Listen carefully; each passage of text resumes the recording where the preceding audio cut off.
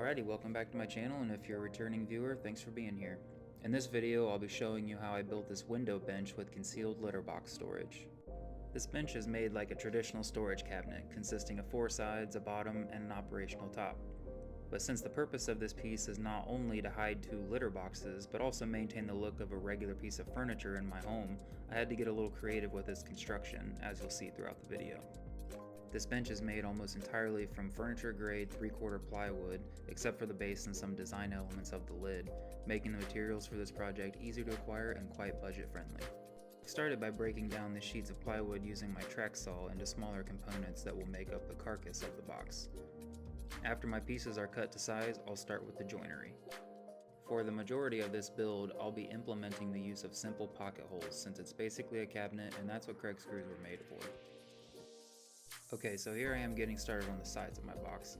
After finding center, I use a simple compass jig made from scrap piece of wood and a trim nail, and I lay out the entry ports.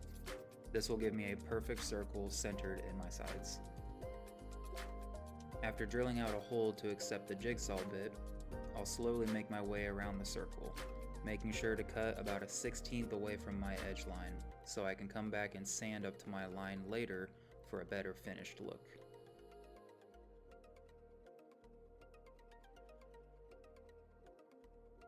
And while I have the piece here and clamped down securely, I'll go ahead and use a 1/4 inch roundover bit to soften those edges, since this is how my cats will get in and out of the box.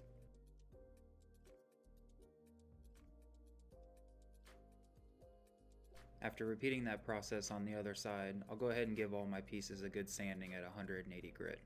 Before sanding, I like to use a pencil and scribble all over the surface. Doing this ensures you sand evenly as your marks disappear.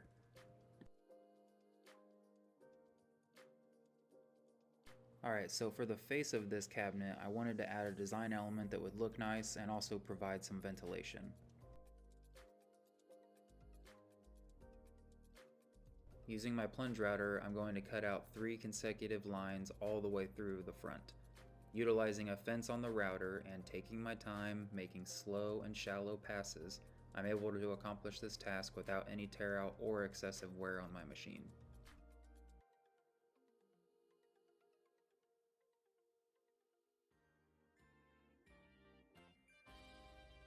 After a quick sanding to remove any rough edges left by the router, I'm ready to assemble the cabinet portion of this bench.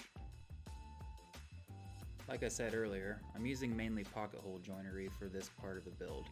I have nothing against a $1,600 mortise machine, but I don't have one, and I wanted to show you how simple a storage solution like this can be to make for your own home.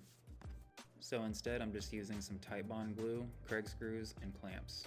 The screws can also act as a clamping mechanism while the glue dries. Also, a little tip here, it's important to set your screws with a driver drill as opposed to using an impact driver. A driver will set the screws soft and securely without the temptation of an impact to overdrive the screws and blow out the bottom of the pocket hole. After completing construction of the carcass, I took it outside and applied 6 coats of polyurethane to the inside. Sealing that interior surface really well will lessen the chance of any odors permeating the material and prolong the life of that plywood. In between coats, I started working on the lid. I decided to take this opportunity to get a little creative with the lid/seat of this bench. So I'm going to make a mosaic top from 1/4 inch plywood strips glued to a 3/4 inch plywood substrate.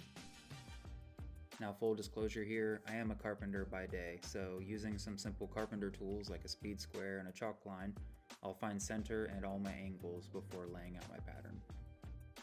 To be honest, I didn't really have a solid plan for this pattern.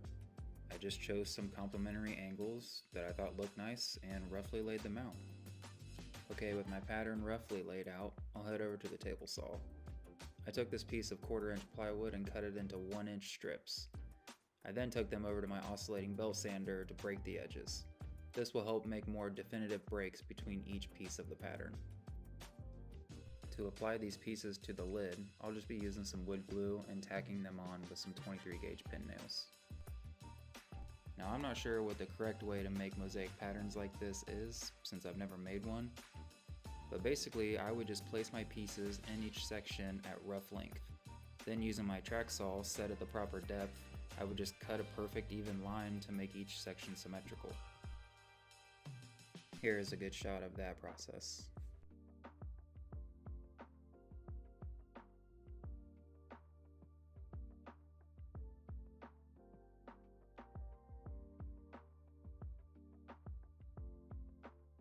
Okay, now that the center of this pattern is done, I'll start laying out the field, or the larger areas. Cutting one end of all my pieces to their correct angle to match the center eye, it was basically just as simple as popping on all the pieces until the lid was covered.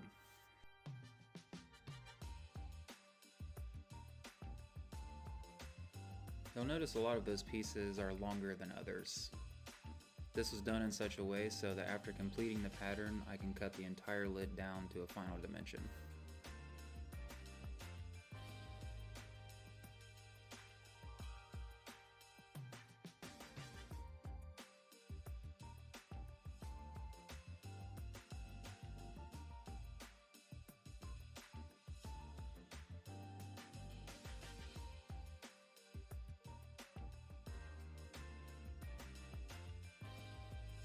Alright, with the pattern complete, I'll use the table saw to cut it down to its final width, and then over to the track saw for its final length.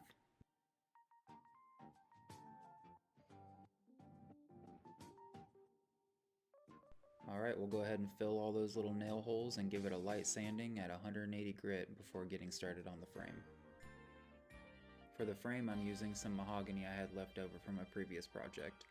I felt the deep richness of the mahogany really complemented the lighter tones found in the plywood pattern work. So after ripping the mahogany pieces to size, I cut the ends to a 45-degree miter and basically just picture framed this lid. I understand there are some concerns to wood movement about adding a solid wood frame to these types of projects, but the pattern pieces are less than a 1/4 inch thick and they're applied to a plywood substrate, which is also stable. So I'm not sweating it, and you shouldn't either. I'm applying this edge trim with some Titebond Dark and a few 16 gauge finish nails.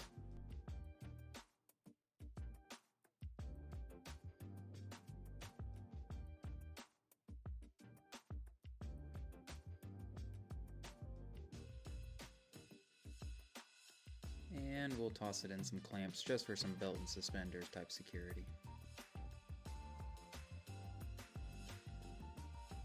Okay, with my lid complete, it's time to turn my attention to the base. To be honest, I didn't really think about this too much until I was at this point. I knew I had some leftover cherry I wanted to use, and I was going to connect everything with mortise and tenon joinery. So I started by marking out my tenons and chalking up the dado stack in my table saw. With my blade set at the correct height, I ran my pieces through on all sides to set the depth of the tenon shoulders. After that, I just took multiple passes across the blade and cleared out the waste.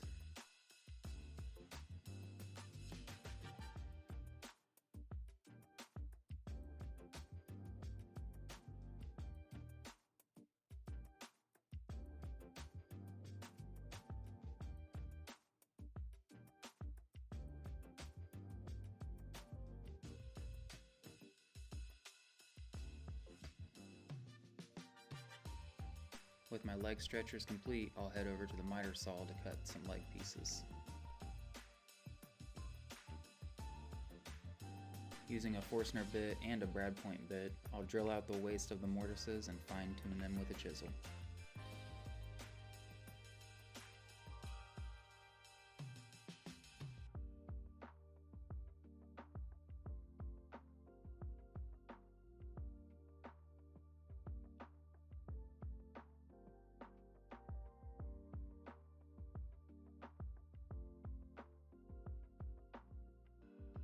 Now that my leg pieces are ready for assembly, I'll use some more Titebond Dark to attach them and drop them in the clamps to dry while I work on the large stretcher.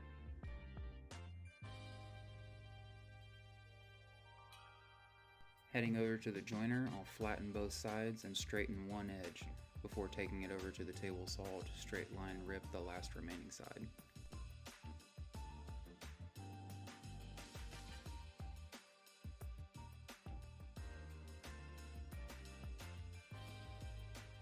Alright, now that my stretcher piece is completely square, I'll cut it to length on the miter saw.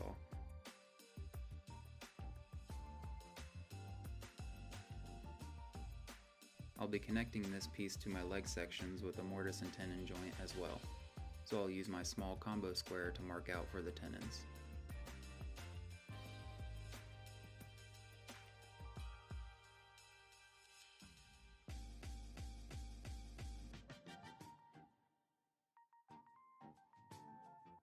Then it's back over to the dado stack on the table saw to cut my tenon cheeks. To do this, I'm just using a simple miter gauge with a sacrificial piece of wood attached to it.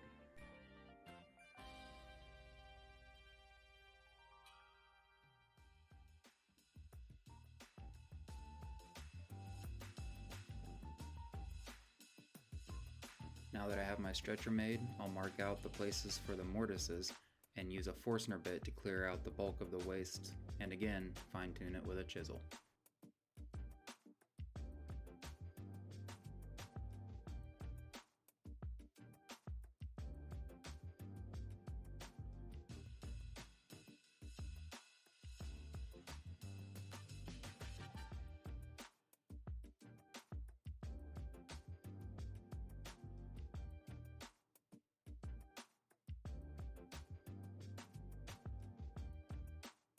And with all my leg components made, all it's left to do is to glue the whole thing together.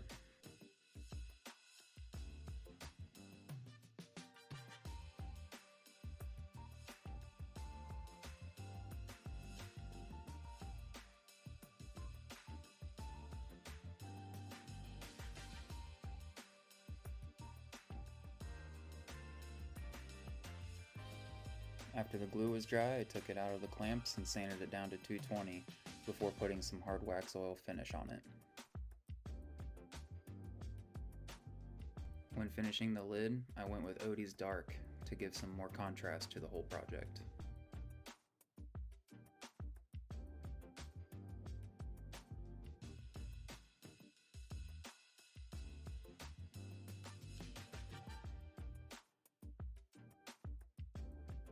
For finishing the box, I used their wood butter. I know the owner of that company has since revealed himself to be kind of a tool, but I made this bench a while back and this is just what I had on hand at the time.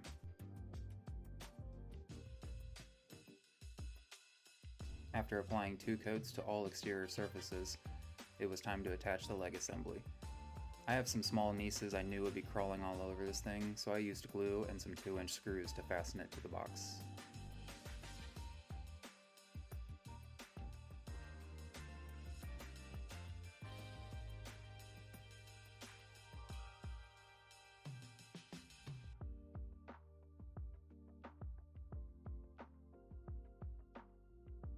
I picked up some of these soft close hinges at the home center and attached the lid.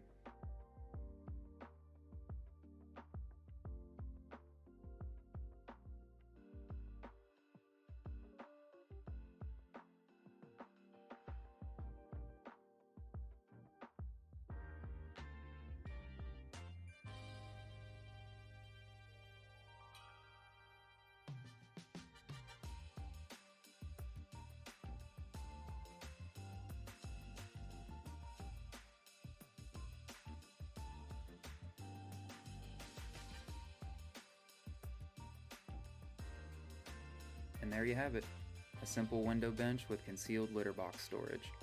My wife and I love this piece, and not only does it keep the litter boxes out of view, but it's also a nice seating addition to our dining room. I'll leave you with some glamour shots, and if you made it this far in the video, I sincerely thank you for watching. We'll see you on the next one.